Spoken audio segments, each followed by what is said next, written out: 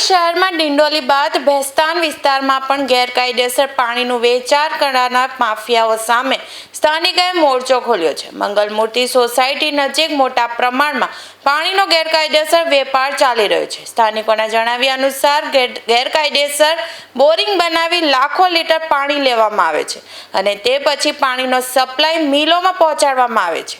આ દરમિયાન પાણીના ટેન્કરો રાત દિવસ ફૂલ ઝડપે વિસ્તારમાંથી પસાર થતા સ્થાનિકોને અકસ્માતનો ભય રહે છે। ગેરકાયદેસર પાણી વેચાણથી માફિયાઓ લાખો રૂપિયા કમાઈ રહ્યા છે। હાલ સ્થાનિકો અને રહેવાસીઓ દ્વારા ટેન્કરો અને બોરિંગ ચલાવતા માફિયાઓ સામે વિરોધ જોવા મળી રહ્યો છે। મંગલમૂર્તિ સોસાયટી પાસે મોટા પ્રમાણમાં પાણીનો ગેરકાયદેસર વેપાર ચાલી રહ્યો છે। હાલ સ્થાનિકોએ પાણીના ટેન્કરોના ત્રાસથી મુક્તિ આપવા બોરિંગ ચાલકો સામે વિરોધ નોંધાવ્યો છે। મારું નામ ચંદર વિરાડે છે।